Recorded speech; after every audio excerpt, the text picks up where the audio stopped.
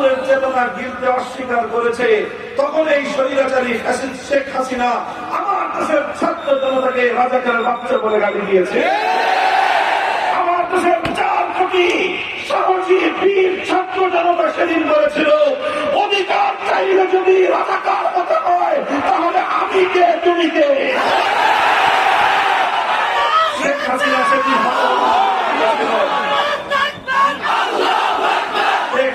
সেদিনই বুঝে গিয়েছিল যে দেশের যুবকেরা অধিকার চাইতে গেলে যদি রাজাকারের অপবাদ সহ্য করে নিতে প্রস্তুত থাকে, এদেশের মানুষকে আর শাসন করা যাবে না।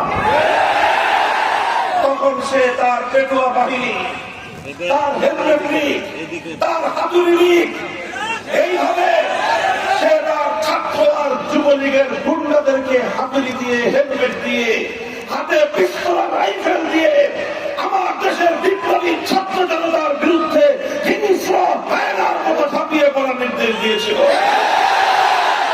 এরপরে আমরা দেখলাম এদেশের প্রতিটি শিক্ষাঙ্গন রক্তে রঞ্জিত হলো। রক্তে রঞ্জিত হলো ঢাকা বিশ্ববিদ্যালয়, রক্তে রঞ্জিত হলো চট্টগ্রাম বিশ্ববিদ্যালয়, রক্তে রঞ্জিত হলো প্রতিটি বিশ্ববিদ্যালয়, রক্ত দিল আমার কলেজের ছাত্ররা, রক্ত দিল আমার স্কুলের ছেলেরা, রক্ত দিল আমার মাদ্রাসার সন্তানেরা। এরপরে এই রক্তের গঙ্গা বইল, রক্তের মধ্য দিয়ে অর্জিত হলো স্বাধীন বাংলাদেশ।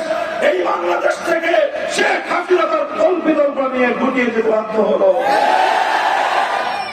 শেখ হাসিনা এমন এক নিকৃষ্ট দৃষ্টান্ত স্থাপন করেছে, আমার দুঃখ হয়, আফসোস হয় একটি ঐতিহ্যবাহী রাজনৈতিক দলের নেতা কর্মীদের জন্য, যে তারা কি করে এদেশের মানুষের সামনে আবার মুখ দেখাবে, কোন মুখে তারা আবার আওয়ামী লীগের নাম উচ্চারণ করবে। বাংলাদেশের মানুষ আন্দোলনের মুখে আরো অনেক সরকারকে পরিবর্তন হতে দেখেছে। 1990 সালে জেনারেল হোসেন মোহাম্মদের সাথ ক্ষমতা ছেড়েছেন কি ছাড়েন নাই? ছেড়েছেন, কিন্তু শেখ হাসিনার মতো পালান নাই। তিনি কারাবরণ করেছেন, দীর্ঘ 5 বছর কারা জুলুম কারাগারের অন্ধকার প্রকোষ্ঠে বন্দী থেকেছেন। দেশকে, জনগণকে, দলের নেতা কর্মীদেরকে ছেড়ে পালিয়ে যান না।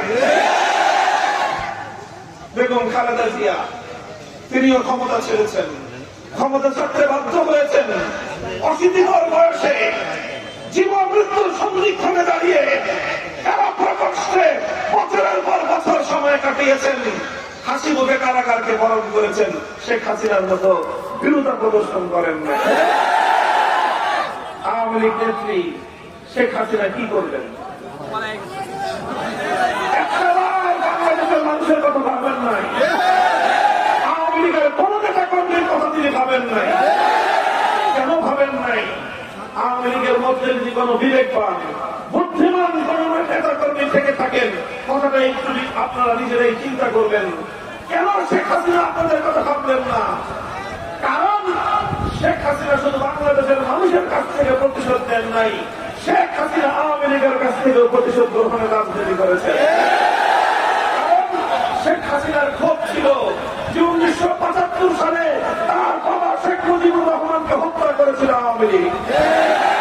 আওয়ামী লীগের নেতা কর্মীরা শেখ মুজিবুর রহমানকে হত্যা করেছিল। সেদিন থেকেই শেখ হাসিনা ঘোষণা দিয়েছিল, শপথ করেছিল, যারা তার বাবাকে হত্যা করেছে তাদের কাছ থেকে তিনি প্রতিশোধ গ্রহণ করে ছাড়বেন। এই জন্য তিনি বাংলাদেশের মানুষের কাছ থেকে প্রতিশোধ দিয়েছেন। বাংলাদেশের মানুষের কাছ থেকে কি প্রতিশোধ নিয়েছেন? এদেশের মানুষ যেন মাথা উঁচু করে দাঁড়াতে না পারে তার আয়োজন করেছেন। বাংলাদেশটা যেন উন্নত হতে না পারে তিনি সেই আয়োজন করেছেন। লক্ষ লক্ষ কোটি টাকা তিনি, তার বোন, তার ছেলে, তার মেয়ে আর তার ভাগ্না ভাগ্নিরা বাংলাদেশ থেকে পাচার। এটা তো প্রাণ আচার, আমাকে একটু দিস। ঠিক যেন ঘরের আচার, প্রাণ আচার। একটা পরিবারের এত টাকা লাগে না, কেন এত টাকা চুরি করবো? আমি ভেবে দেখেছি যে কেন করবো। আসলে টাকার প্রয়োজনে শুধু চুরি করে নাই, করছে যাতে এই বাংলাদেশের অর্থনীতির ভিত উঠে যায়, এদেশটা যেন বিশ্ব দরবারে মাথা উঁচু করে দাঁড়াতে না পারে, এদেশ একটা তলাবিহীন ঝুলিতে পরিণত করবার আর সেই প্রতিশোধ পরায়ণতার বহিঃপ্রকাশ তিনি ঘটিয়েছিলেন মাধ্যমে। তিনি স্বাধীন বাংলাদেশ দেখতে চান নাই, তিনি চেয়েছিলেন বাংলাদেশের বুকের উপর দিয়ে আরেকটি দেশকে বিনামূল্যে ট্রানজিট প্রদান করতে। তিনি বাংলাদেশকে চেয়েছিলেন আরেকটা দেশের অঙ্গরাজ্য বানিয়ে নিজে মুখ্যমন্ত্রী হতে। এই হলো দেশের বিরুদ্ধে, জনগণের বিরুদ্ধে তার প্রতিশোধ। আর আওয়ামী লীগের বিরুদ্ধে তার প্রতিশোধ তিনি বলেছিলেন 1975-এর 15ই আগস্ট আমার বাবার লাশটা ওই ধানমন্ডির 32 নম্বরে পড়ে থাকলো দিনের পর দিন। এত বড় দল, হাজার হাজার লক্ষ লক্ষ যার নেতা কর্মী, কই আওয়ামী লীগের কেউ তো সেদিন এগিয়ে আসলো না। আওয়ামী লীগের নেতা কর্মীরা আপনাদের সেদিনই বন্ধুতা দরকার ছিল। এই নেত্রী আপনাদেরকে বাস দেওয়ার জন্য নেত্রী হয়েছে এবং তিনি 5ই আগস্ট সেই ঘটনাটা ঘটিয়ে আপনাদের কারো কথা চিন্তা করেন নাই। শুধু নিজের বোন একটা ছিল সাথে, আর ছেলে মেয়ে তো আগেই পাচার করেছে। মেয়ে একটা ছিল আগে ইন্ডিয়া সেটেল করেছে, ছেলেটা আরেক জায়গায় সেটেল করেছে। বাকি যা ছিল 16টা ব্যাগের মধ্যে লাগেজ করে একটা হেলিকপ্টারে করে উড়াল দিয়ে নিজের পরম আস্থার জায়গা নরেন্দ্র মোদীর ঘরে গিয়ে আসতে। আওয়ামী লীগের জন্য রাজনীতির পথ চিরতরে রুদ্ধ করে দিয়েছে। এই আওয়ামী লীগ আমরাই তার বাবার তুমি, তার বাবার হত্যাকারী। সংগ্রামী সাথী ও বন্ধুগণ, এই শেখ হাসিনার জুলুমার ইতিহাসের ফিরিস্তি দিতে গেলে দিন পার হয়ে যাবে। শুধু পরবর্তী সকল শাসকদেরকে আমরা এখান থেকে শিক্ষা গ্রহণ করার নসিহত করতে চাই। শেখ হাসিনা বলেছিল শেখ হাসিনা পালায় না। বাংলাদেশের মানুষ জবাব দিন, শেখ হাসিনা পালায় না? পালায় না। শেখ হাসিনার মতো পলায়নপর কোন রাষ্ট্রনায়ক, কোন প্রধানমন্ত্রী, কোন দলের নেত্রী এতটা ভীতু বাংলাদেশে আর কোনদিন কেউ দেখে নাই। আমরা এখান থেকে পরবর্তী শাসকদেরকে সবক গ্রহণ করতে বলবো, তাদেরকে এখান থেকে শিক্ষা গ্রহণ করতে বলবো।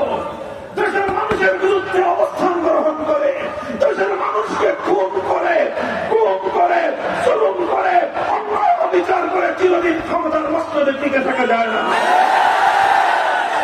যারা এই অত্যাচারের পথ বেছে নেবেন, মনে রাখবেন তার জন্য এবং তার পরবর্তী বংশধরদের জন্য সেই দেশের মাটি আরো সংকুচিত হয়ে আসে। সংগ্রামী সাথী ও বন্ধুগণ, আমরা বলতে চাই, আমরা এই সংগ্রামের শুরু থেকে শেষ পর্যন্ত ছিলাম।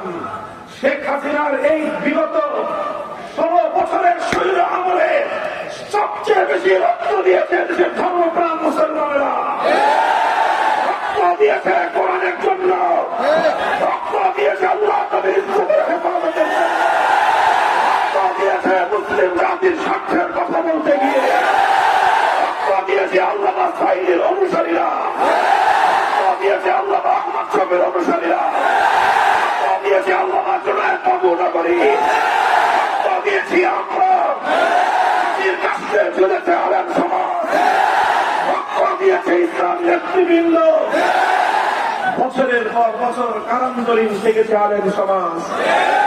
এরপরে 5ই আগস্ট সংগঠিত হয়েছে।